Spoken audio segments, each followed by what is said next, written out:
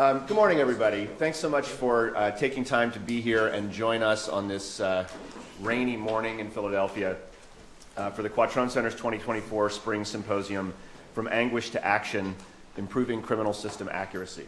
My name is John Hallway. I'm the Executive Director here at the Quattrone Center, and on behalf of all of my colleagues at the Quattrone Center, all of my colleagues at Penn Carey Law, I want to thank you all for being here. We've got a really, I think, fascinating couple of days in front of us where we look at a wide variety of diverse challenges in the criminal justice system with really thoughtful and knowledgeable participants in the system as we look to satisfy our mission to be a research and policy hub, preventing system errors throughout the criminal justice system. The Quattrone Center was created through the generosity and vision of Frank Quattrone and Denise Quattrone to fill a gap in the world of criminal justice reform.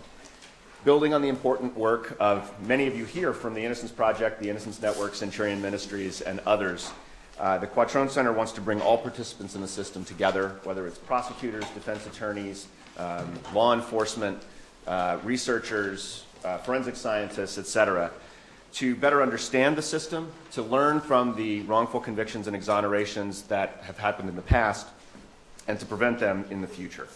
And there's really no more exciting way than we do that every year than this symposium, which has grown year on year and gotten bigger and bigger. I'm pleased to announce that this is actually our biggest year yet.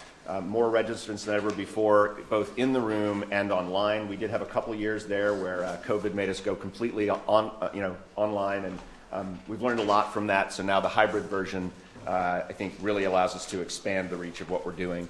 And so, Frank and Denise, I just want to thank you. I know you're watching online. I just want to thank you remotely for your generosity and vision that has allowed us to grow as we have. This year's theme is From Anguish to Action, Improving Criminal System Accuracy. And I think that really sets this symposium apart from other events of its kind and other events that we've done in the past. The Quattrone Center spends a lot of time looking at situations where things have gone wrong in the system. And wrongful convictions are perhaps the most tragic or among the most tragic of those, but certainly not the only ones. We look at deaths in custody. We look at officer-involved shootings. We look at the violence and the protests that happened after the murder of George Floyd. And in all of those situations, what is happening is not just injustice, but trauma. And trauma not just for the victims of a wrongful conviction, but the victims of a crime, and also the participants in these. When you talk to police officers, prosecutors, defense attorneys who have been part of these events, they're never events that anybody is proud of. They're events that everybody wants to avoid, and they happen anyway. And so one of the things that we reflected on as we were planning and putting the symposium together was that we wanted to try to deal with not just the events themselves, but the emotional trauma and ripple effects that those have. When we have an exoneration, on the one hand, it's cause for celebration. We've righted a wrong. But too often we may think that the job is done at that point and not think about what happens to the exoneree who comes home. We may not think about what has happened to that exoneree's family while they've been wrongfully convicted. And we may not think about the impact that it has on the victim of the underlying original crime or the people who participated in that who now have to realize that justice wasn't done in an instance where perhaps they thought it was, and reckon with reopening the scars of those events. And then for those of you who are engaged in innocence work, it's incredibly emotional, incredibly frustrating, incredibly challenging, and we wanted to talk about that as well. And so we'll spend a lot of time talking about the technical aspects of wrongful convictions, but we'll also spend some time talking about the emotional aspects of wrongful convictions and how we can improve that. And that is an area that I think has not really been looked at in a forum like this. So we look forward to engaging with you on these, fielding your questions, and learning from you as well. So we've got a packed day. The format of various things, we have panelists here. You may notice that there are blue note cards in front of you or near you. We would ask that you use those to write down any questions that you have. Periodically, people will come through the crowd to collect your questions, and we'll bring the questions here to the panelists to handle audience Q&A. That way we can make sure that you're getting your questions out in real time. If you're anything like me, you would have the question, then by the time we get to Q&A, you'd get up to the microphone and you'd be like, Never mind. So we want to avoid that. So we'll gather your questions and bring them here and do the Q&A. Encourage you to follow us on social media, use the hashtags and things that we have here to have that conversation going on as well. With that, I will turn it over to my colleague Marissa Bluestine and her friends to talk about interviews. We're very excited to have a terrific panel on police interrogations. Matt Jones from Evocavi, Christian Meissner from Iowa State, and Tami Tavarez from the Los Angeles Police Department. Please welcome them.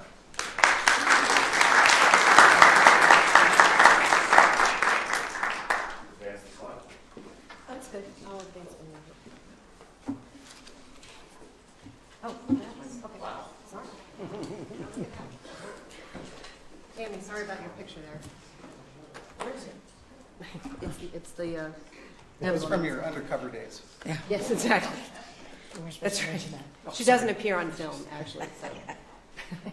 So good morning and welcome to the Quattrone Symposium. We're so thrilled to be the lead-off event for this symposium.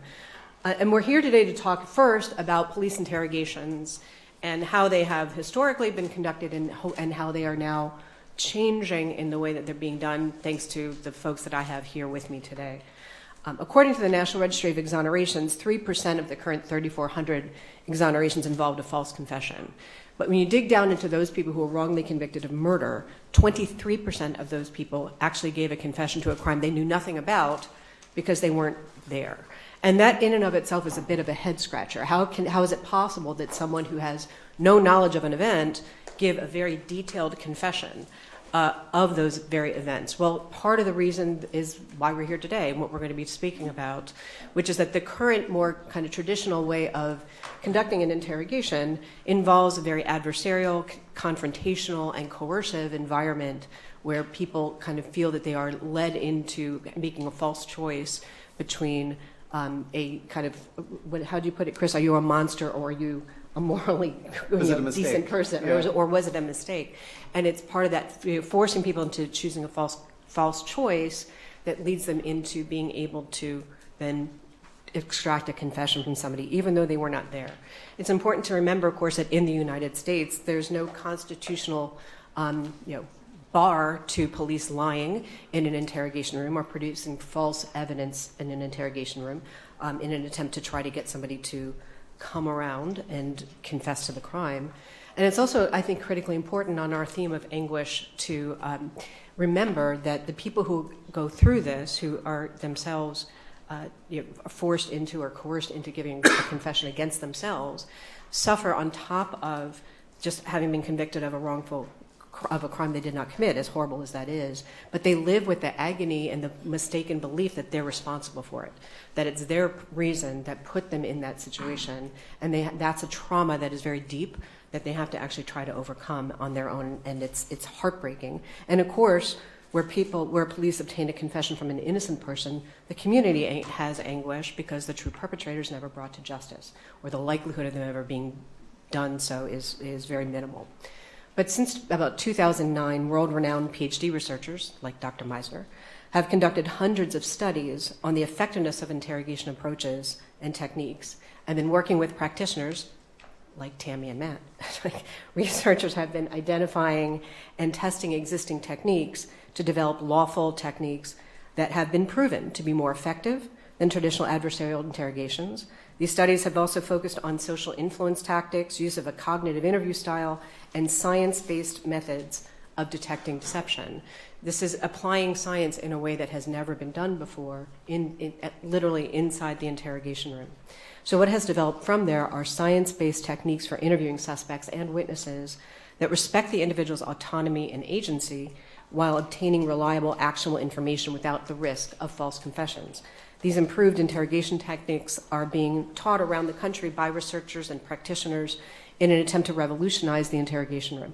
And we have some of those leading voices here today, and I'm very grateful for all three of you for giving us your time to be here. So first, I'd like them to introduce themselves. I'm going to start with Matt. I can talk a lot about you, but I think it's better coming from you. No, that's okay. Good morning, everyone. My name is Matt Jones. I am a retired homicide detective from the Tempe Police Department out in Tempe, Arizona.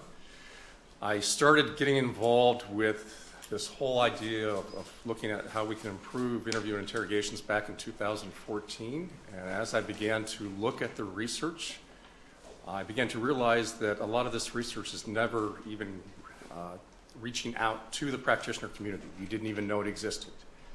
And from that curiosity, I reached out to Dr. Meissner here and started to look at what we could do to improve our interview techniques out in the field. And how could we teach those in a way that law enforcement would actually be interested in using them and find them to be more strategic than what they're doing now, and more importantly, more ethical as well. And from this curiosity, I got sucked into getting involved in these research projects and collaborating on a variety of research projects over the last 8 years, which really was helpful for me to make the transition from looking at interviews just from a practitioner standpoint, but also to look at them from a research standpoint. And that led me to founding Evocavi, which provides interview training on science-based interview techniques to federal, state, and local law enforcement. And then also it led me to getting involved in wrongful conviction cases, where I served as a consultant on a variety of wrongful conviction cases, looking at what is actually going wrong in these instances of, whether someone had falsely confessed or whether there was evidence being used improperly. And that's really what's been driving my whole passion to seeing investigative techniques and especially interview techniques improve over the last years. And we've been providing these trainings in a variety of different agencies and have encountered a lot of pushback in some agencies. In other agencies, we've encountered a lot of I would say very positive and welcoming behavior in terms of showing them what the research actually says and helping them to understand how to use the techniques. So it's been a wonderful experience, but we are just starting off in terms of getting out these techniques to other investigators. And what's great now is we're getting a lot of inquiries coming from attorneys, defense attorneys, from prosecutors, from conviction integrity units as well, in terms of learning these techniques. So it's really been interesting to watch evolve over the last 8 years. But the research has really been what's driving all this change, and that's where I'll turn it over to Chris. Nice segue. It's great to be here. My name is Chris Meissner. I'm a professor of psychology at Iowa State University. I spent the first half of my career looking at false confessions and trying to understand why they happen. My focus was on the interrogation techniques that can drive those false confessions. And at a point about 10 years into that research, I got a little frustrated because I would talk to my father, who's a cop, and I would say, the techniques that you're using are really problematic. And good conversations with him that led to, well, what do you expect us to do? What's the alternative? And we didn't have great answers for that at that time. So I spent the next 15 years of my career focusing on developing alternative, evidence-based, effective practices that we know work, and having the opportunity to partner with folks like Tami and Matt and others to validate those techniques in the field, to help them develop training, to effectively deploy that, to do research on the training itself and show that the training's not only effective in showing learning, but law enforcement are willing to actually employ those techniques. And when we follow those techniques out into the field, they're actually effective at doing what we want them to do. So hopefully over the course of our conversation, I'll be able to kind of expand on those things, but it's an honor to be here. Thanks. Thank you, Chris. And Tami? Good morning, everybody. My name is Tami Tavarez. I've been with the Los Angeles Police Department for 27 years now. I've been a detective since 2014. I am currently a detective supervisor assigned to West Traffic Division. So I supervise about 18 investigators as well as handling felony manslaughter and Watson murder cases. I'm also the main instructor for in-service personnel at the department on interviewing and interrogation, and I've done that for about 10 years. So I got involved in science-based interviewing very recently, early last year, I believe, and I enjoy it. It really aligns with how I've traditionally just naturally done interviews. I'm not a confrontational individual, and just sitting down with somebody and have a conversation to learn what their perspective is and what their story is. is how I've always just had that approach, and so it's really been aligned with the concepts that were being taught. So I just took a deep dive in for these last year, and it's what we teach in the department, and so it's been an honor to work with Matt and Chris and all of his research. And we're kind of start off a little bit, and this is really, I think, for a combination of Matt and Tami. Our whole symposium theme, of course, is improving accuracy in the criminal legal system. But what is it about current police interrogation tactics as predominantly practiced that is not giving us accurate information, and what is better or more accurate about a different technique that's based on science? I guess I'll start with Matt. Yeah, so I guess I would provide two responses to this. At the very basic level, what is not accurate that I see in looking at 8 years of coding, interview and interrogations, and from reviewing cases of wrongful conviction, is just our basic questioning practices. Teaching investigators how to get through an interview without asking leading and suggestive questions is right at the forefront of all this. How do we evaluate the reliability of the information that we are getting from an individual in an interview when we are providing them with all the details about things that only a suspect would know because the suspect was there? So how do we establish whether or not those responses from that person are reliable when we have contaminated that entire interview from start to finish? And when I'm asked to look at an interview and look at issues of reliability, the very first thing I'm looking at are the types of the questions asked. The next area are the details and case facts that are being introduced. We see a tremendous amount of interviews where investigators are offering way too many case details just to show how strong their case is, that they didn't have to. So right at the start, just the basic foundational questions are contaminating the interviews. The other part I would say that's really hurting the accuracy is the way that we are introducing evidence. And this has been a passion of mine for the last 6 years. We recently completed a research project on the proximity-based evidence disclosure technique and training program that we're now in our second round of studies on to teach investigators how to use evidence and information in a more ethical manner. So no more providing false presentations of evidence, no more lying to people. Understanding how to assess the reliability of the evidence is very important. How can you start to think about introducing evidence to somebody if you can't even assess its reliability on the face value? And that's very important because we've never had training that's taught investigators how to assess the reliability of the information. On top of that, one of the biggest things that we're trying to change in this training in terms of accuracy is teaching investigators how to corroborate the reliability of information, specifically as it relates to a confession. So at the end of an interview, if we get a confession, what will happen with most investigators is they will wrap up that interview and they will submit that case to the prosecutor's office. We're done. We got the confession. When in reality, what should be happening is this investigation should be just starting. Now we should be going back and trying to corroborate the reliability of everything that was provided to us, whether it's an admission, whether it's a confession, to substantiate the reliability of the information that we have. And those corroboration techniques are what is missing in establishing, do we know this actually happened? Do we know this person was actually there? Are they providing reliable responses? And that's where we need to take the next step, not only in investigation training, but in interview training as a whole. Mm-hmm. And Tami, if you have anything to add on to that? Just to piggyback, I believe that there's not a lot of training on how to interview people, what types of questions to ask. I don't know if it's just been an assumption that we discuss and we know how to talk with people instead of giving them that guidance.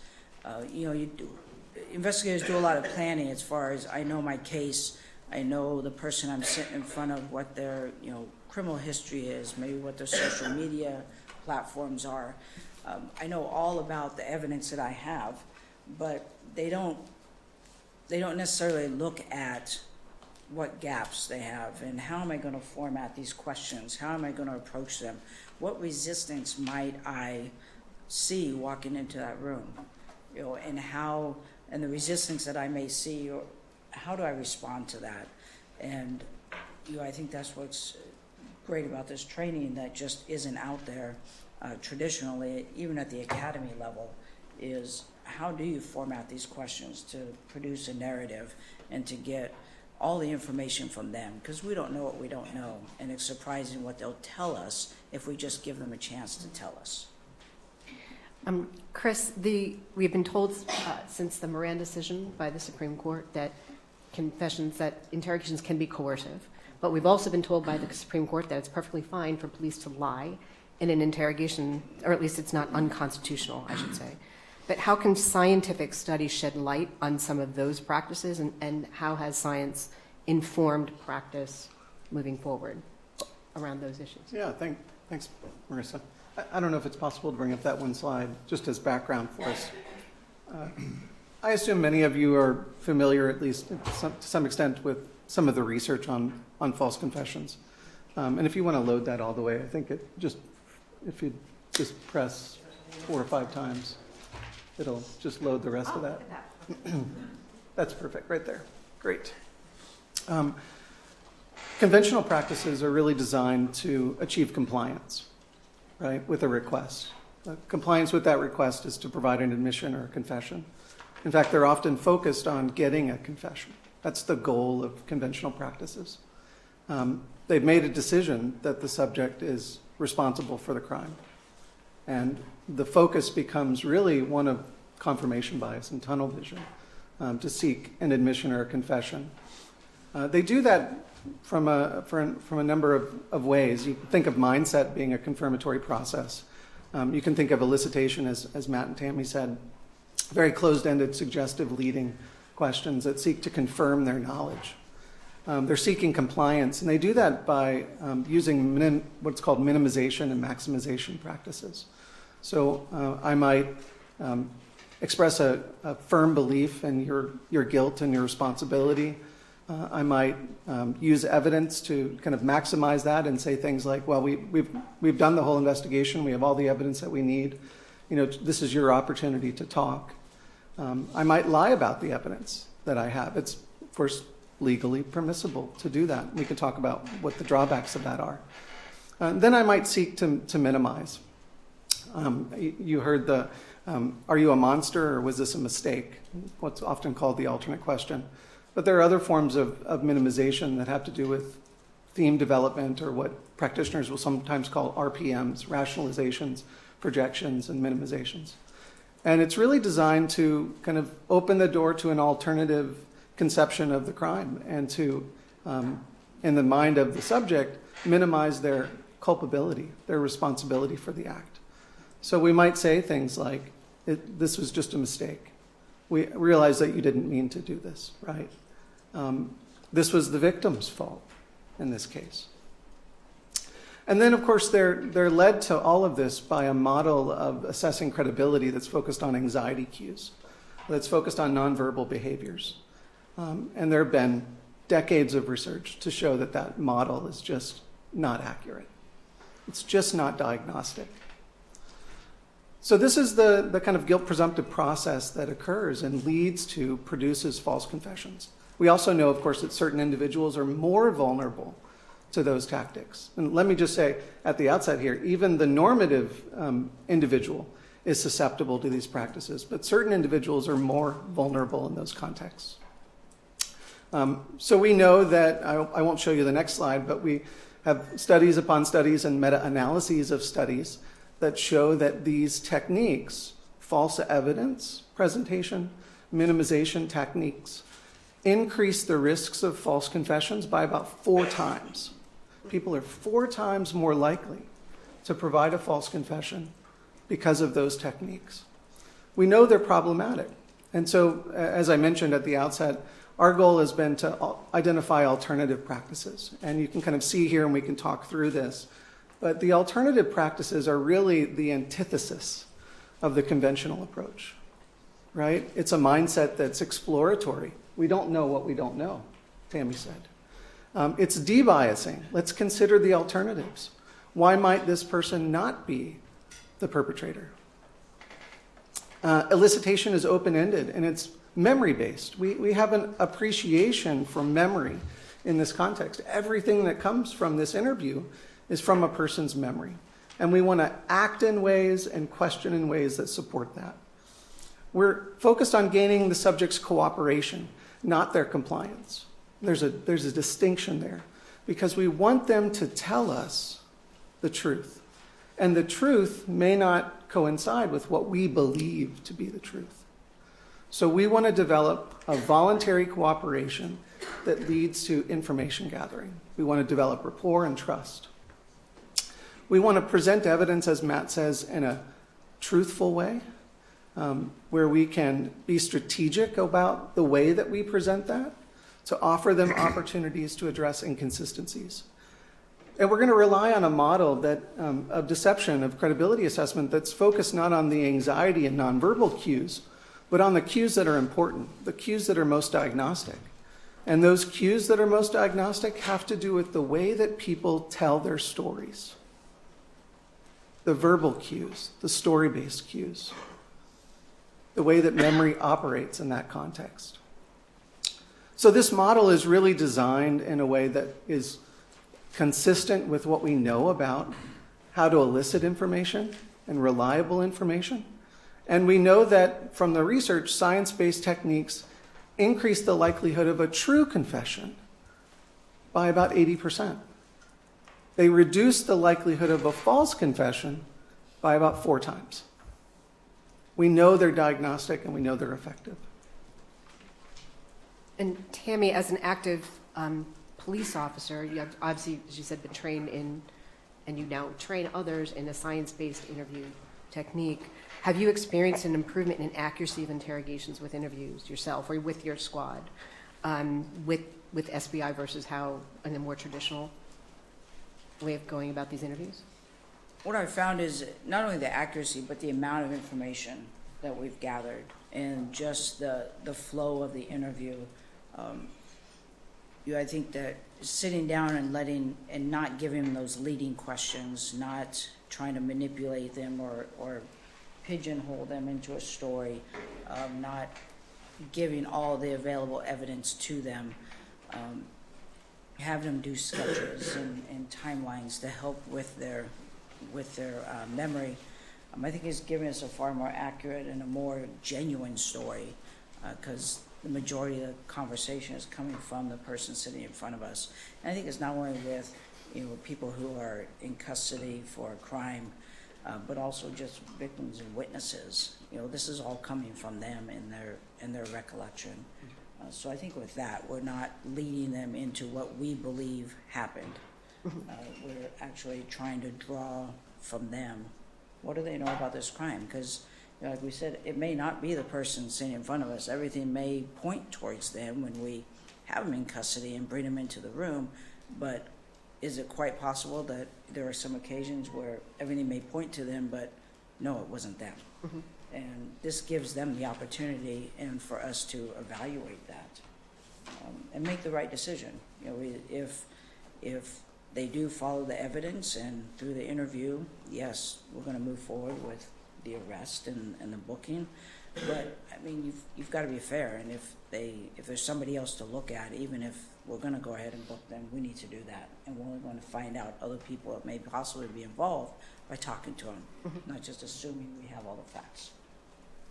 I want to dig down a little bit more into something both Chris and Matt mentioned, which is this notion of resistance, right? I mean, in an interrogation room, I'm going to guess not everybody wants to tell the truth. I mean, some people may want to be withholding of information or try to point you in another direction, away from themselves. And that's, in a traditional interrogation, there are ways that police deal with that through more leading questions or confrontation. No, we think you're lying, and here's the evidence to prove it, or other things. So if in a science-based method, do you assume that people are being truth tellers, or do you have ways with dealing with, you're laughing, Tami, so I'm guessing that's a no. So what are the ways of dealing with deception or resistance to try to continue on a non-coercive, cooperative model, but still, from almost a position of distrust? Or maybe that's the wrong word. No. You're all nodding, so I know you all can jump in. We all have something to say. The question is, who's going to go first? We've actually been trying to understand why people resist in this context, and really coming at it from a psychological motivational framework. And we've had some funding over the past 5 years to really delve into that and to develop what we would call more constructive approaches to dealing with resistance. But it all starts with trying to understand what the source of resistance is and what's motivating that. And I think too often investigators are not, don't feel empowered to be able to ask the why question. I notice, Matt, that every time I talk with you about subject A, B, and C, we have a wonderful conversation and you're willing to talk about those things. But when we get onto subject D, I'm noticing that you're not as forthcoming. And I'm wondering if you could just help me understand that. What's driving that? It's a very simple question, right? But I don't think investigators feel empowered to ask that. In fact, they feel as though they need to be mind readers, that they should be able, given their experience, to infer what that motivation might be. But in fact, they don't. And the best way to do that is to draw it out through what's referred to in the literature as an evocation prompt. You're inviting people to offer that. The framework that we've developed and identified really kind of 3 simple motivations for why people resist. One has to do with identity concerns. They're concerned about what maybe confessing to this or talking about this might say about them, what other people might think of them in this context. Or they feel as though they're not competent in this moment to be able to deal with the situation. There's a second category of relationships. It may be that I don't trust the interviewer. I don't like the interviewer. They're judgmental. They've lied to me. They're demonstrating poor moral character. It may also be relationships outside the booth. It may be that I don't want to talk because when I say something, it implicates other people. And that's a very common one. And the third one has to do with instrumental concerns. And this is what you'll often hear from law enforcement, which makes sense, right? People are concerned about the consequences of their actions and what that may say. And so they'll guard information and they'll engage in an information management strategy where they'll provide some information but not other information. And so understanding those concerns is now an inroad to addressing them. And I think a mature understanding of practice, legality, and the science is that you may not be able to address the instrumental concerns, right? It's not my job as an investigator to determine what happens next. My job is to investigate and to pass this along. I can appreciate that you have those concerns, though. I can acknowledge that those concerns might be real. From an identity concern, there's an opportunity for you to affirm the good in them, to identify the positive attributes of them. They're a good father. They're loyal to their significant other, whatever those things may be, to affirm those, or to support their competence or to support their autonomy. And when it comes to relationship building, it's about being trustworthy. It's about developing a relationship and being non-judgmental in that moment. And offering a neutral, fair process and perspective. So there are ways to effectively mitigate resistance in that moment. But the last thing I'll say, and then I'll pass it off to my colleagues, is that a mature understanding of the science will tell you sometimes you're not going to get somebody to admit to something. All that you can do is do a good interview that allows for the elicitation of information that can identify contradictions maybe in their story if they're really responsible for it, or allow for further investigation. A mature understanding of the science, though, suggests not everybody is going to confess. And it's okay not to push, because that's where we get into the danger zone. Tami, did you want to? And I think, I like investigating and reading the research on resistance, because it doesn't matter what position you are in a police department, whether you're a field officer, whether you're a detective, whatever you're investigating, or you're just talking with people and you're going to come across resistance, whether they're victims, whether they're witnesses, whether they're suspects. Because you have, victims and witnesses that don't want to cooperate because they have loyalty, or they'll say, look, if I'm seen speaking with you, then I still have to live in this neighborhood. And whether it be a gang-controlled neighborhood, or what are other people going to think? What's my family going to think? And so resistance is very important. And, I teach how important it is to recognize, like Chris said, what could be the root of that resistance and try and address that, because that's a barrier and it's going to make them uncooperative. And if you can identify it as best you can and put them at ease as much as you can, you're going to get that cooperation, which will get that narrative going, which is going to get what their recount of the situation is. Have you found that, Matt?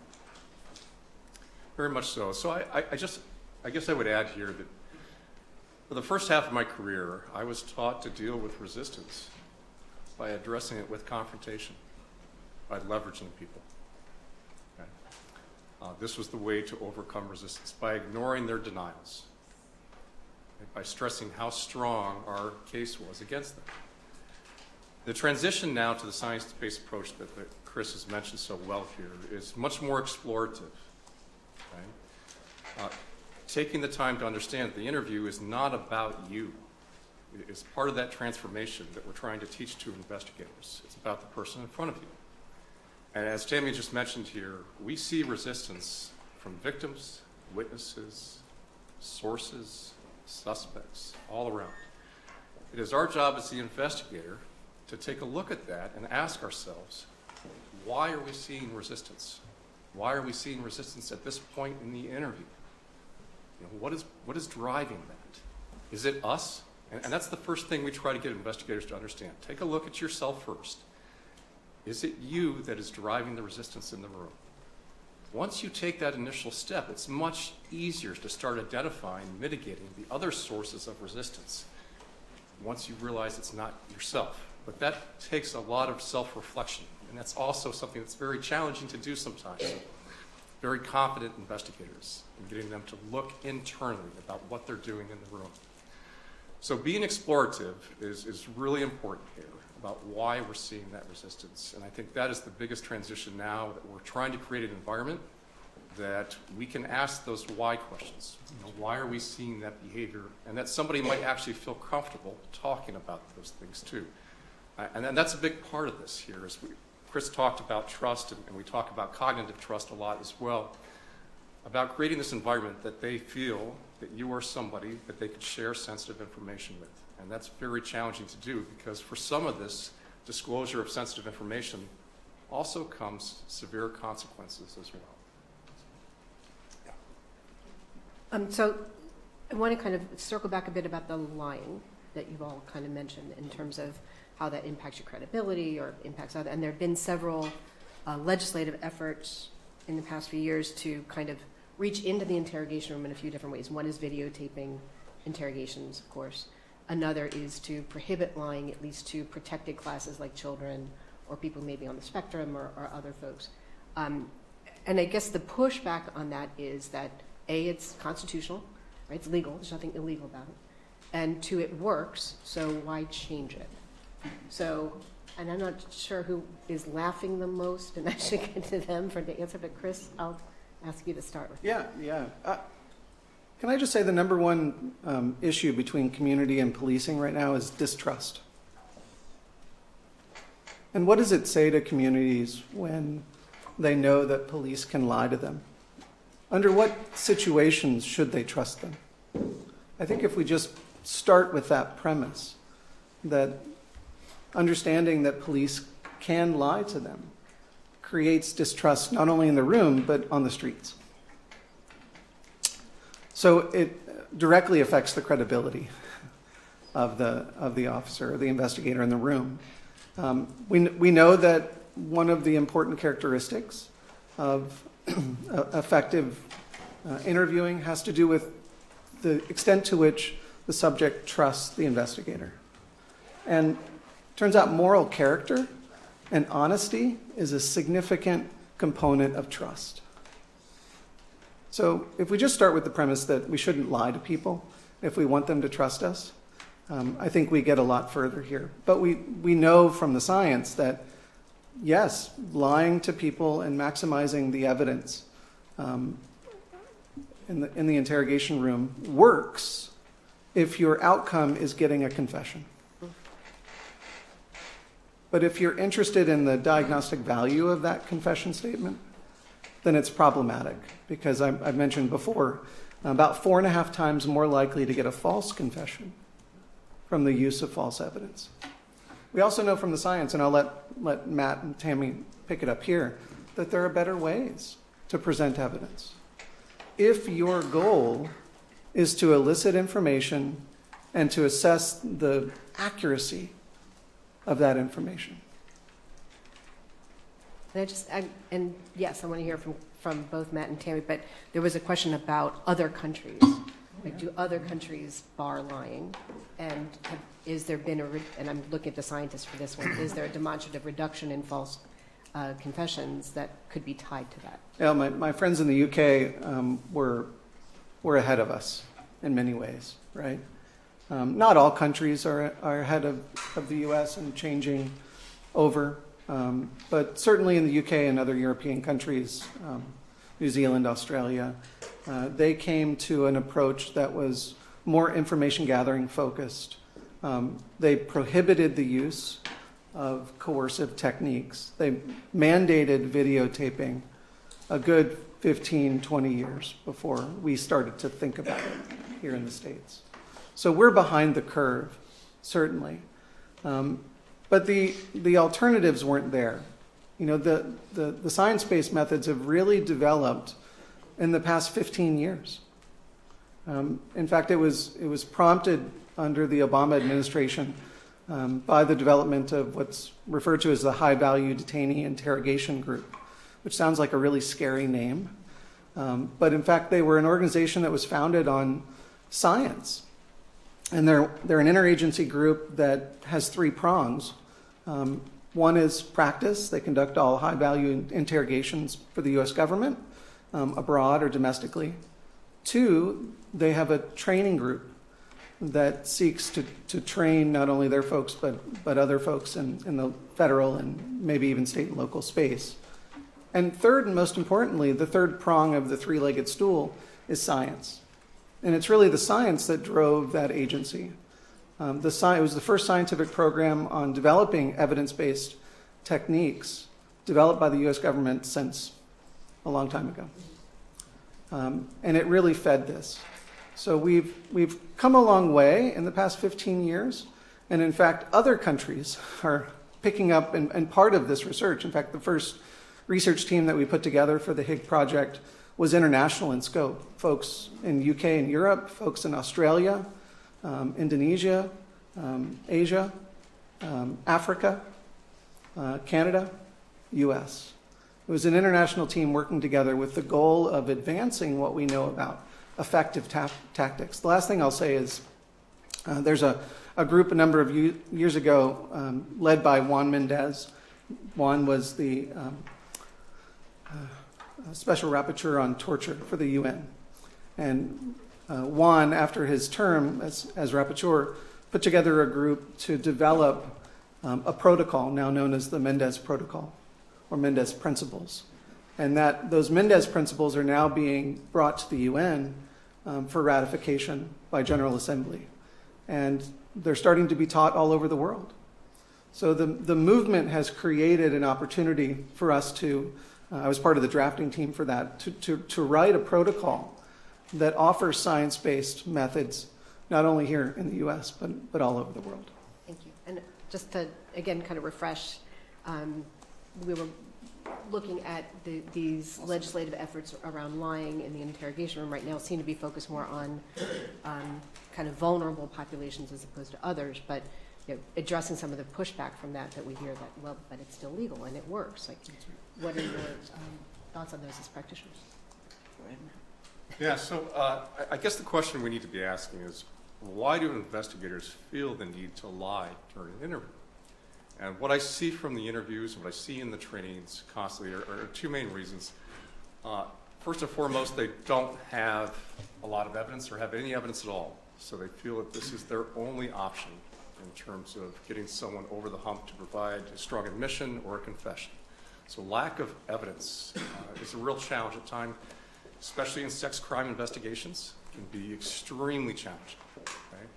outside of the lack of evidence is the lack of additional training or any training period on evidence disclosure techniques during an interview.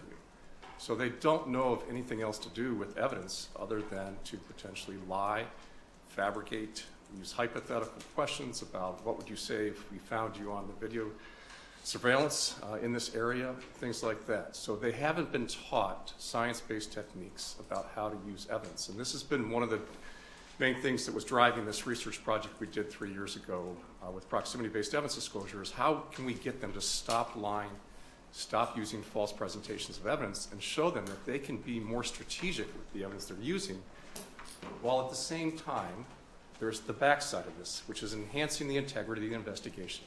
How do we turn that investigation over to the prosecutor's office and show that we haven't lied or misused evidence? I can tell you it's really uncomfortable being up in front of a jury and having a defense attorney point out, well, Detective Jones, right here you disclosed this information to the suspect. Where did that come from? Well, I was I was lying. I made it up, sir. Okay. So, Detective Jones, show us where else in this investigation that you've also lied. Now, Chris talked about this a second ago, but that has a tremendous impact. And as recently as 2018, we were hearing from prosecutors in Maricopa County that juries were starting to push back against law enforcement who were lying in these types of interviews. So we're already starting to see pushback from juries.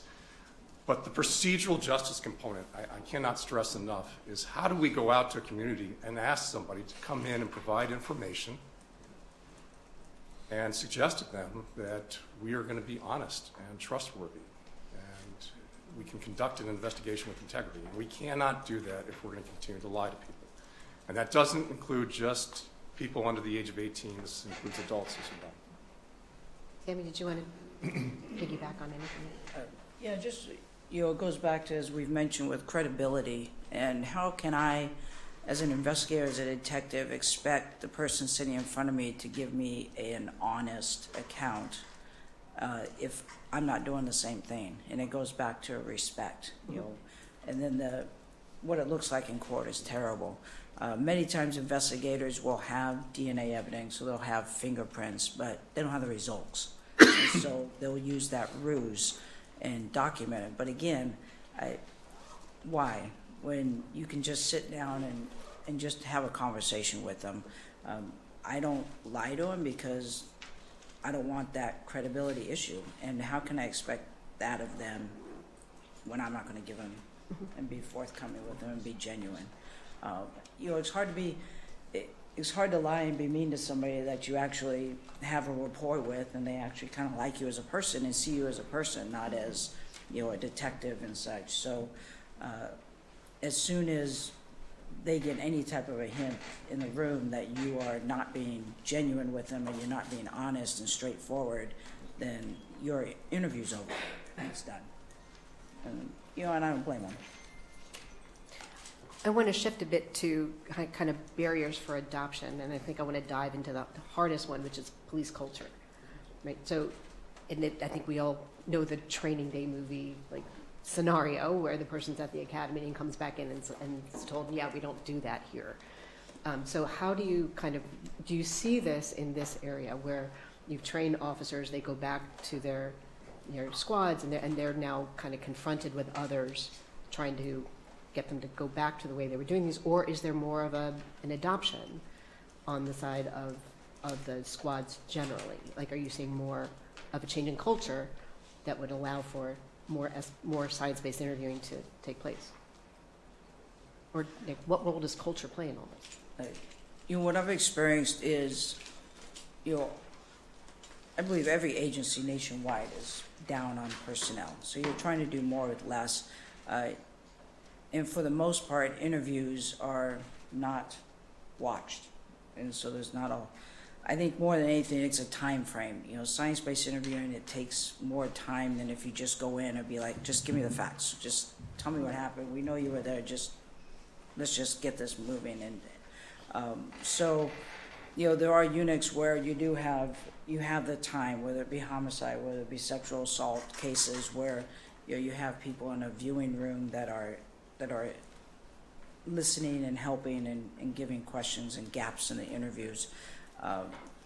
And yes, that could be where you have the tenured detectives who are like, this is how I do it, this is my style, because like Matt mentioned, there really wasn't, or Chris mentioned, there wasn't an alternative. This is what was presented to us until the last 10, 15 years. And so you have those seasoned detectives that are like, look, this is my style, this is what has worked for me in the past, and it's never been challenged in court or by a DA.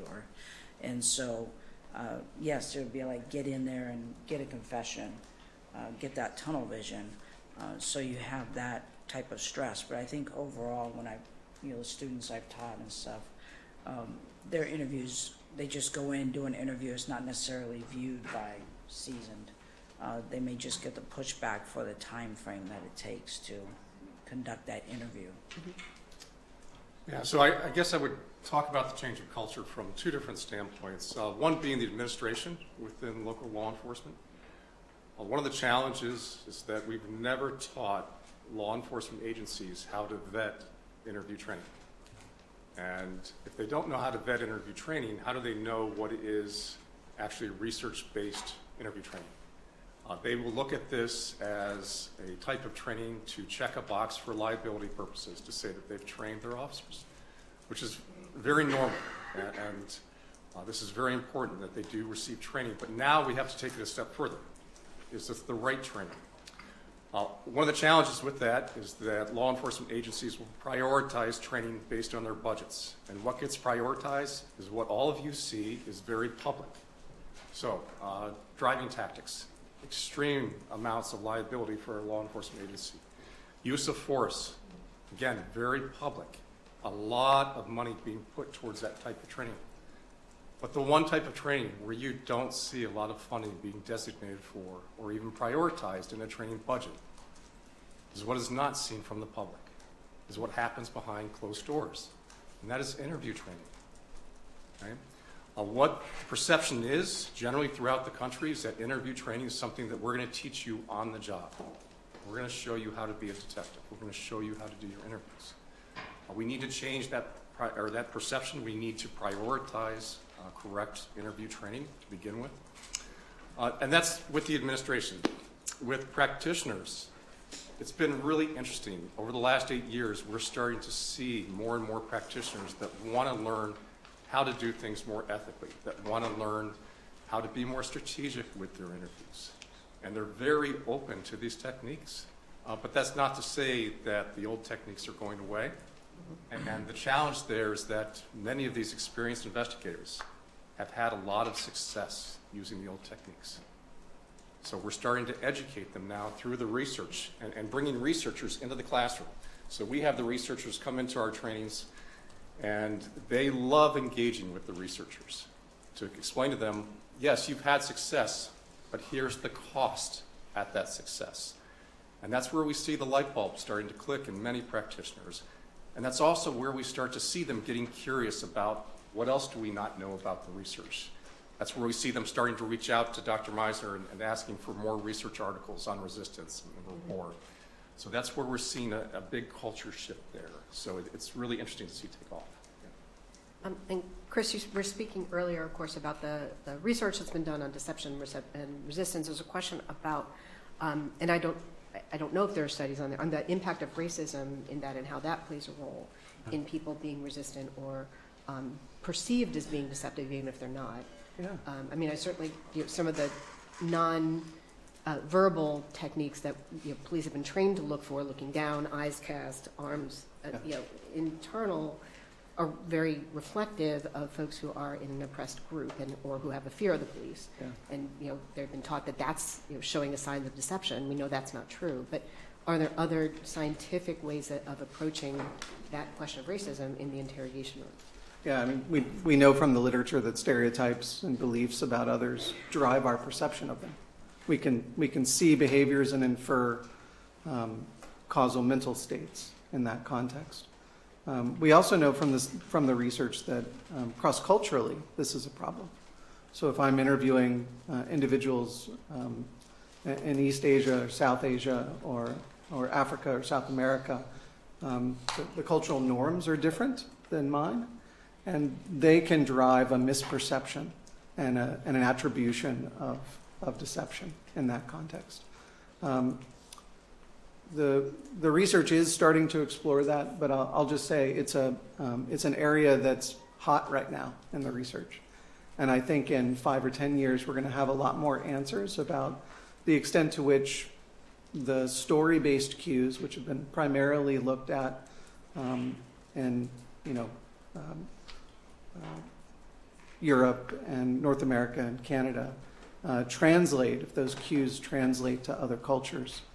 Certainly we have some preliminary data in people deceiving in second languages that they do translate to second language interviewing, that they do translate to some other cultures, but other cultures, East Asia is a good example. The way that those cultures might describe an experience is quite different. The focus of that story or narrative is quite different than we might see in Western cultures. So really understanding some of those differences and what it means for attributions of credibility, I think are really important, and it's ripe for these misattributions, if you will, of deception. Okay, now, it's a group of...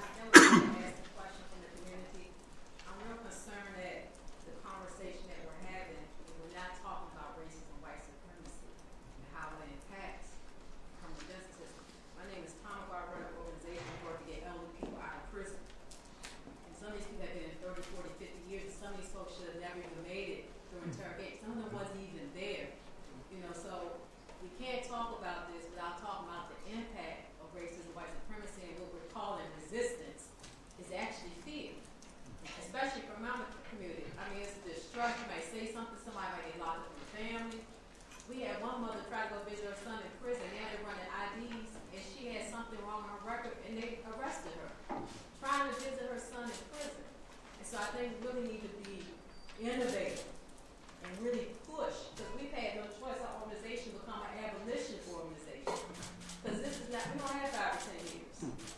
Yeah. We don't have, over 70% of the people that's locked in the Pennsylvania prison come out of Philadelphia, and they're black. Yeah. You know, this trauma is too much. You know, and as a culture anthropologist, I study this, I look at this. We have got to push, and if we're going to be here for the next 2 days, we got to be doing real talk. Talking about what are we going to do to really decarcerate and think new ways. We're making micro-permanent institutions where people are avoiding to have to go to prison, where it's not a assembly line prison. We got to do that right now. We can't go another 5 or 10, 20 years like this. This incarceration system is too big in America. It's too big. So we got to start thinking now. We got to start putting out real. We got somebody in California, Michael Dorr. This man did over 30 years. He said he wasn't there, but somebody said that they saw him there. Yeah. Are you, Right. Are you serious? Thanks so much. Yeah, it's a really important point that you raise, and psychologists do study how individuals get identified as the suspect, where it starts, I think is what you're pointing to. And certainly race is a factor.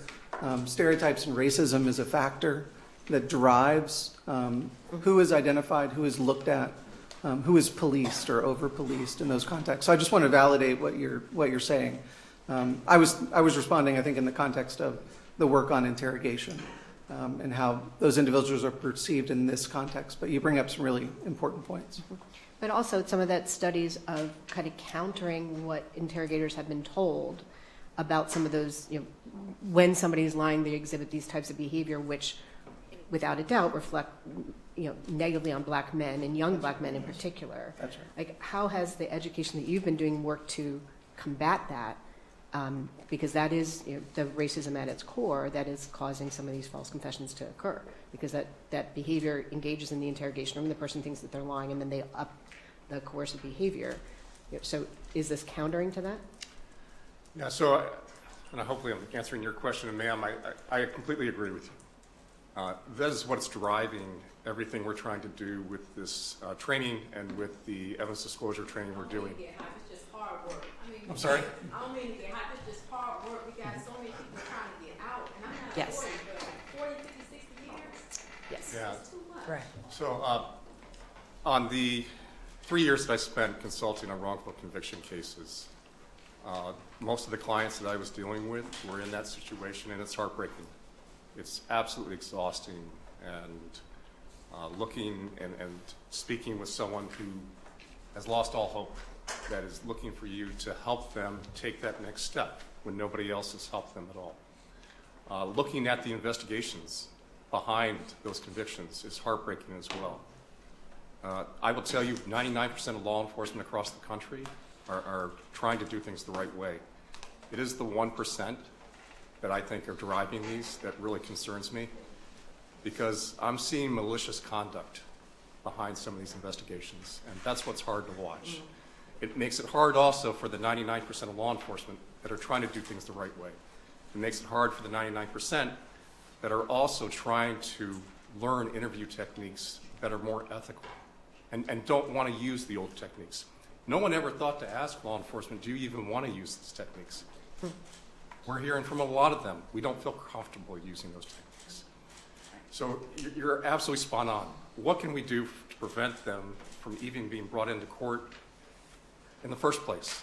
And that's what we're trying to drive in terms of the training, is to address this.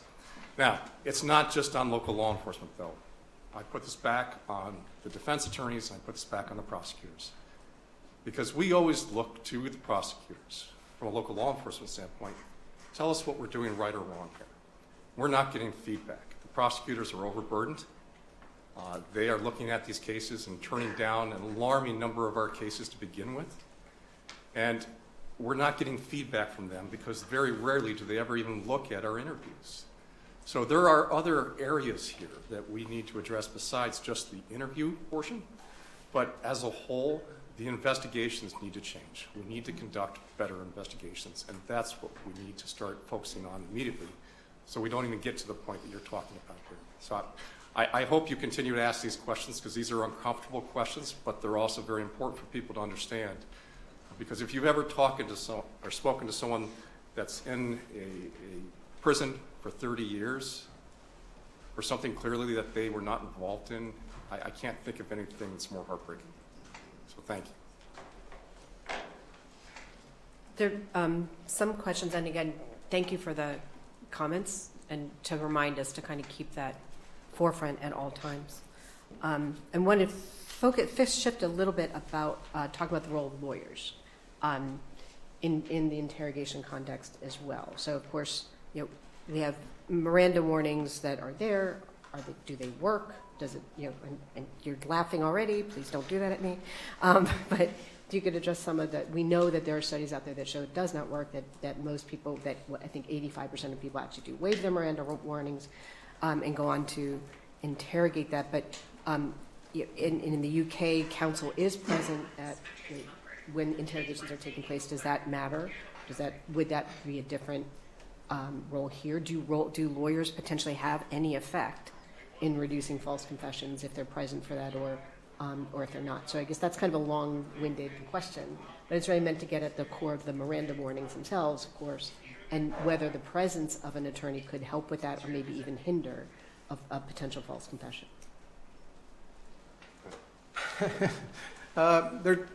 There's a nice body of research on Miranda, understanding the extent to which people waive, the conditions under which people waive.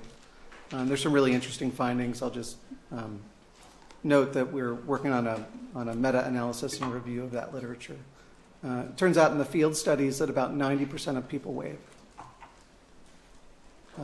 Those rates change a little bit when we do more controlled studies. But I think it points to the power of the situation, of the moment. We know that law enforcement use a number of techniques to obtain waivers. Matt, you've probably seen this on TV. This is no big deal. We just have to kind of get through this so we can talk. I want to hear your story, but we just got to get through this. I might minimize it, right? Belittle it. It's just a pro forma process. It's not important. I might use scarcity. Matt, this is your last opportunity to talk to me.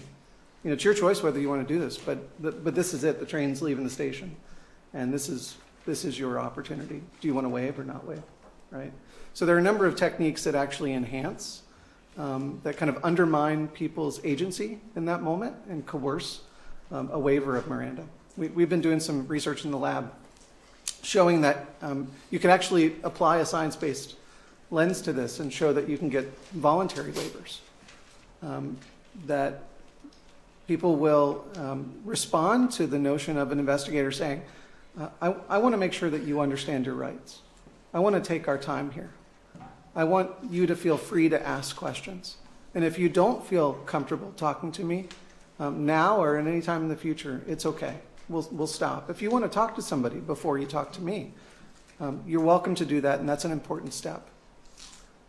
Offering a subject that kind of presentation of Miranda would not only undoubtedly improve knowingness, right? But it influences their perceptions of the voluntariness and the fairness of that process. It leads to higher perceptions of procedural justice and trust of the investigator, and it produces a voluntary waiver. So I think there are actually alternatives that we can start investigating to, that we haven't. The science has neglected the alternative to presenting Miranda. But the question in the literature has been, is it even an effective safeguard, right? Some of my colleagues would say, Miranda's dead. It's been so whittled away in the courts with so many exceptions that it's no longer protective of the process. Just a couple of other factors that you might be interested in. If people have prior experience in the interrogation room, if they have a felony conviction or prior experience, they're less likely to waive. Why? Because they understand what happens in the interrogation room. They understand how they could be coerced in that moment and how that can work against them. So are you saying that innocent people or people unfamiliar, that's actually a risk factor? Yeah, and let me address the innocence guilt one because I skipped over that. Thank you, Marissa. We know from studies that people that are innocent are more likely to waive their rights in that moment than are the guilty. And the point there is that the innocent believe in the power of their innocence.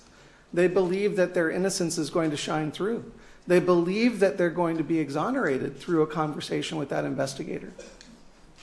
And of course, we know when these accusatorial interrogation tactics are applied, that trust in law enforcement is undermined. They could be coerced. And Tami, while we're on the Miranda, having recently kind of been trained in science-based interviewing versus other, have you seen your own Miranda practices change because of that? Like, have you adopted different ways of explaining Miranda or obtaining waivers or not obtaining waivers, I guess? Yeah, I've always taken heart at Miranda, and I think with science-based, and that's why I dove so deep into SBI, is because it really aligns with how I sit in a room with somebody. As far as Miranda, I think I now make more, and I instill upon the people I supervise and the students that, look, this is their right. Let's really make it matter, and let's really advocate for them. As like, look, this isn't something that I'm just going to read off of a piece of paper just to get through because we've all seen it on television or they've experienced it before. Let's sit and make sure that you understand it and show that I recognize that these are your rights. So I want to make sure that we read them, give them attention, and make sure that you truly understand what your options are. Not minimizing, like, Right. Chris has done. A lot of them do. A lot of them just read right off the bat, okay, check that box and move forward. And then you move forward, right? And there's a question here which kind of gets to a lot of what we're talking about here, which is the notion of anguish and really the role of trauma for somebody that's being interviewed or being interrogated.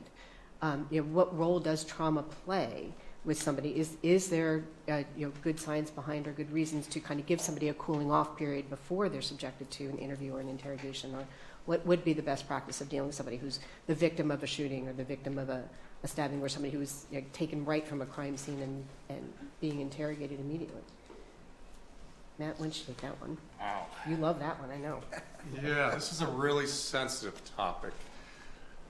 So part of the challenge is that certain organizations, law enforcement organizations, have recommended that officers involved in critical incidents, officer-involved shootings, have so many hours after the incident to gather themselves before being questioned about the incident itself for a variety of reasons. Yet we do not afford the same practice for victims, witnesses, and suspects. So there's that whole component right there. There is a lot of great research that suggests that giving people time to decompress, to go through a sleep cycle, can be very effective towards helping them to recall details that we may not otherwise get if they are in a high state of trauma, high state of anxiety. There's also a lot of really good supporting research to show that it's best in terms of eliciting details to get to their memory right away. One of the challenges we have with local law enforcement is that as soon as we let you, being the victim, witness, or a suspect, leave the station or leave the scene, and this goes for officers as well, we run into the issue of contamination. So what happens when you leave that scene? What happens when you leave the station? Who are you speaking with? We oftentimes see very motivated victims and witnesses that are going out and doing research on their own, online and elsewhere, contacting other people that were involved in the incident. And now we have contamination. We don't know where the information is coming from. So it makes it really challenging. We've lost some excellent identifications on homicide cases because of this type of problem, because we have people communicating, trying to be helpful. At the same time with officers, we know that they're going to talk with their colleagues and talk with other people involved. They're going to watch the news. So this is a really important issue to discuss. And what I always suggest to investigators, whether I'm doing an officer-involved shooting investigation, whether I'm talking to a victim, first and foremost, if they're in a high state of anxiety, or we can see they're obviously going through a lot of trauma, the interview is not going to be very productive if they're in that physical state or mental state of mind. But I always like to leave the option to them. Do you feel comfortable speaking to me right now? In the few officer-involved shooting investigations I took before I retired, each time the officer was willing to speak with me at that point in time, with their attorneys in the room. So that was never an issue with the officers. I'm not saying that that goes for every officer involved in an OIS investigation. But for victims, yes, very much so. If they didn't feel comfortable speaking with me at that point in time, let's come back. But we need to stress the importance that they not go out and partake in activities that could potentially hurt the investigation and contaminate that. So I like to leave that option. Some law enforcement agencies have recommended a bright line rule that officers should get 24, 48, 72 hours. That's hard for me just because of what happens when they leave, but I understand what's driving that. So, did you want to add anything? I agree with Matt, but there's also a balance as far as if, sometimes that at-scene interview is the only interview you're going to get with a victim or a witness because they are in the wind, you can't get a hold of them, they might be unhoused. And so sometimes that immediate interview is so important. Also, you have the civil side, like we talk about traffic investigations. You have the civil side where I may have somebody who has no culpability and I would just like an interview with them and they weren't available because they were getting medical treatment or they were so traumatized by it, they need some time. But in the meantime, they've spoken with family or friends and they've even expressed to me, hey, I want to set up an interview process with you, but then next thing I know, I'm getting a letter of representation. And their attorney doesn't want them to give an interview to me because of possible problems on the civil side. So it's really a balancing act of, trying to let them have a couple of sleep cycles, give them time to balance out, the trauma to, is this the only interview I'm going to get? And where do I go from there? Where's my case go? So it's definitely a challenge. It's got to be decided case by case, definitely. So that tension between those two goals. Yeah, absolutely. And then I think that also goes back to where, Matt and Chris mentioned the importance of teaching interviewing skills and a science-based at the academy level, because I'm not there at 2 o'clock in the morning unless it's a major incident. And so many of these are, the interview is from officers in the field.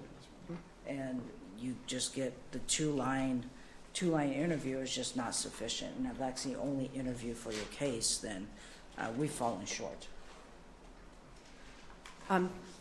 There's a question here about near misses, which, we're at the Quattrone Center. We love to talk about near misses, right, as opportunities to engage and learn and for sentinel event reviews. But has there been, in the literature or in the practice, kind of where there has been a near miss, where somebody has given a confession but they were not arrested or they were not prosecuted, to take the opportunity to learn from what happened there and potentially change the system or change the way that that particular case evolved to prevent it from happening again? Just from the research perspective, I think we've neglected this. I think it's a really great question. We're doing more research looking at real interrogations, real investigations, and not just archivally, focusing on false confessions, but collecting normative samples and understanding how police conduct interviews or interrogations on a more regular normative basis. And I think from that, we're seeing missed opportunities. Certainly for the application of effective techniques that could have collected more information, that could have resolved an inconsistency, that could have furthered an investigation. But I really do like this concept of near misses, and I don't think it's been effectively applied in our area. I'll just say that. Add to that for a second. Yeah, please, of course. So one thing that we do see, if you recall to what I talked about earlier, where we see peer reviews being conducted within law enforcement agencies are with these public activities, use of force incidents, driving incidents.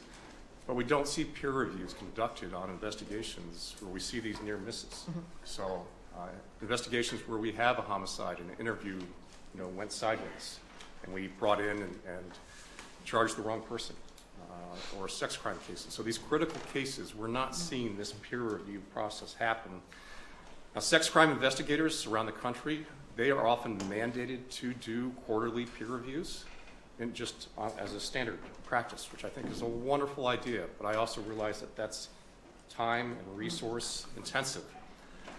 And so recommending that to every single critical investigation is probably not realistic. But for these type of instances where we've identified a near miss, why shouldn't we be doing that? Absolutely.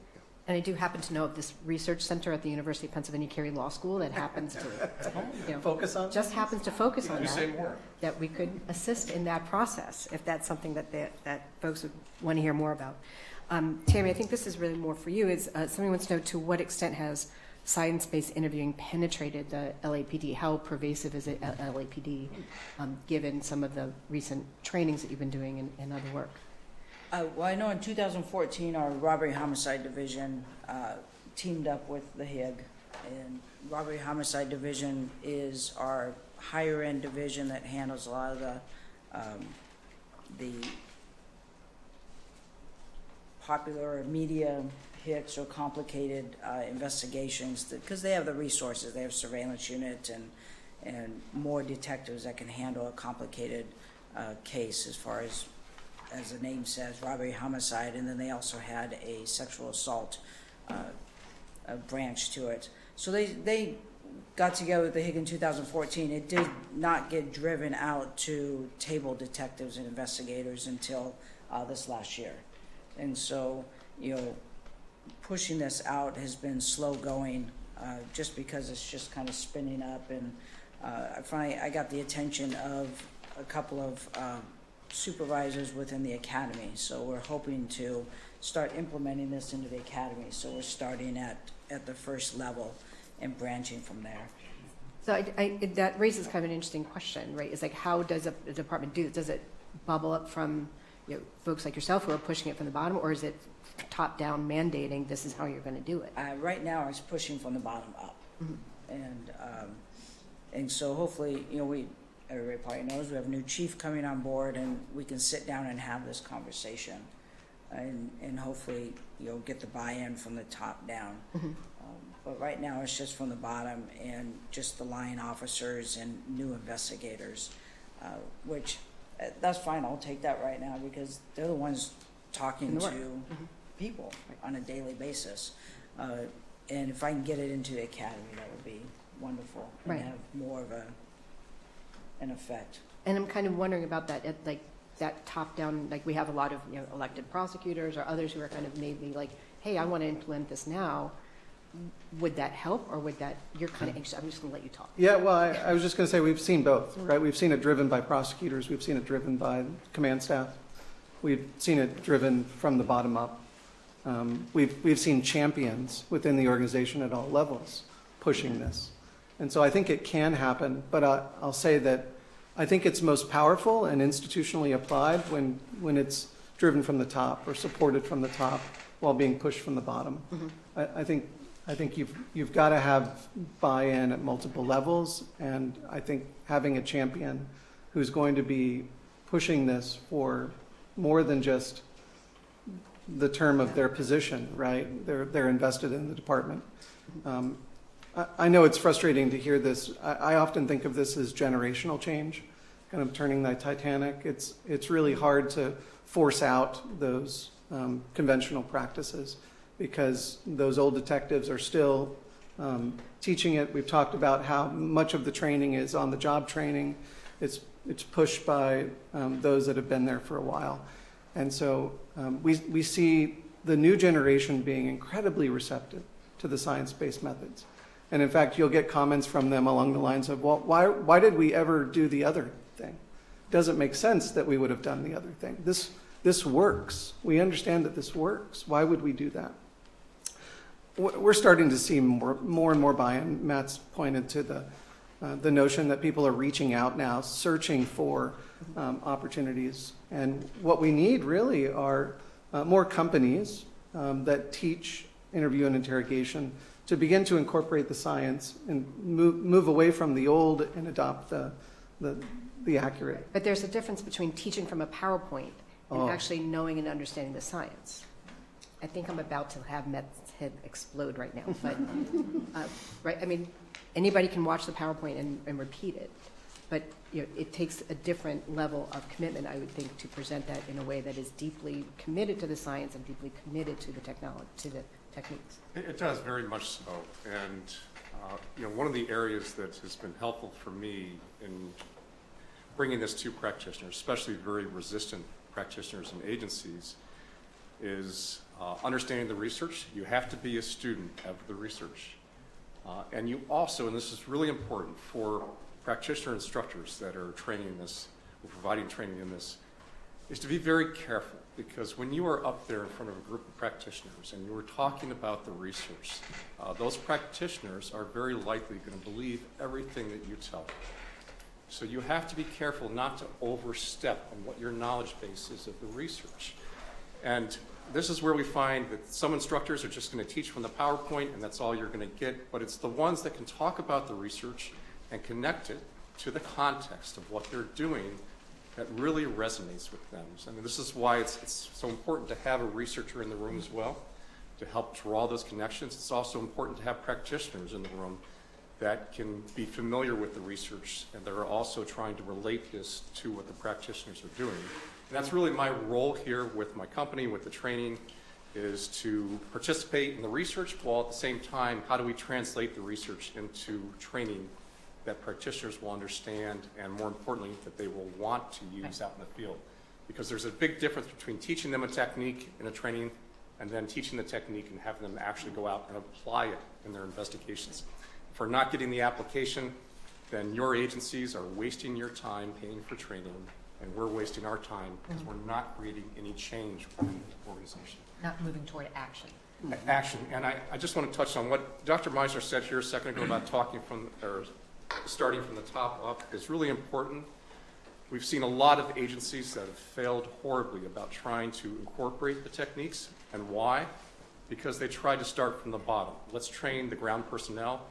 When instead what they should have done is they should have created a policy first. This is what we're going to be doing. The policy really sets the stage for the practitioners to say, okay, this is what's permitted, this is what's not permitted. We know what we need to fall in line with. Once the policy's there, then we need to change and train the command staff. There's nothing worse than training the people at the bottom. You know what happens? They go out in the field and the sergeants and lieutenants say, well, that's not the way we do it. this is what we want you to do now. So we have to get the command staff trained, and then we can come in and train everybody at the academy, like you're talking about, which is important, and work up from the bottom. So I have way too many questions here than I can ask in our remaining time. So I'm going to, there's a question here about offering interrogation training for innocence organization staff CIUs. I will plug the Quattrone Center. Of course, the Quattrone Center, through a grant with the Bureau of Justice Administration, has provided that training for innocence organizations and CIU staff. So if you're interested in having that training, please talk to me afterwards. I'd be happy to talk to you. But there's a research question about post-conviction. I think this really goes both to Chris and Matt. You've worked on these cases where someone has given a false confession 10 to 15 years ago. Is there a way to either, one, accurately get to the actual memory of what happened, or has it been too far contaminated by having gone through that process? And can you get good actual information even 10 or 15 years after? There you go. Yeah. Rock, scissors, paper. Yeah. So the answer is yes, in most instances we can. But it goes back to just the foundational tactics we've already talked about here. So the last cognitive interview I did with a potential exoneree, I spent over an hour at the prison just getting to know them, getting them to know me. Because why would they feel comfortable talking to me about such a sensitive incident if they don't know who I am? Especially because, ma'am, this goes to your point earlier. We had a exoneree. He's not white. He doesn't come from law enforcement. We couldn't be any different. But here's a person that did nothing wrong other than agree to voluntarily come in for an interview. So just setting the stage in terms of the relationship in the room and getting to know each other was the first part of that. Then after that, we did a cognitive interview for, I think, 3 hours. And it was very, very emotional. We talked about a lot of things that he had never discussed before. Why? Because his attorney had never asked him about what had happened, ever. Not once. So this was the first time he's had somebody to talk to about this. Gave great details. And what was important to me as an investigator is he gave a lot of details that I could go back and start to corroborate with what actually happened in the investigation. In many of these investigations, we don't get a lot of information coming from the agencies. We don't see recorded interviews. We don't see any transcript of the interviews. We don't see any of that. So how do we start this corroboration process to identify who's being more credible? Is it the exoneree or is it the law enforcement detective? And we have to go through that process. In fairness to both sides, we really have to take time to do that. So yes, we can get to a lot of good details, but there are challenges. With the cognitive interview, you do need to have a quiet environment, and anybody that's been out to a prison legal visit, that's not a quiet environment. It's hard to explain to prison officials why we need an isolated space to conduct these interviews, and we just had to make a compromise at the end. The other challenge with that is we're not allowed to bring in recording equipment to otherwise memorialize these interviews. So, there are, and I could go on and on. I know I'm taking up too much time here, but yes, the answer is we can get to those details if a proper cognitive interview is applied, and also if we spend time to get to know who we're talking with as well. I'm afraid we're going to have to end that there, but thank you all so much for spending your time with us. I mean, this is such an incredible, important part in the criminal legal system to move from anguish to action. I think you've all demonstrated how you're doing it for us, and we're just very happy to have had you. Thank you, and thank you.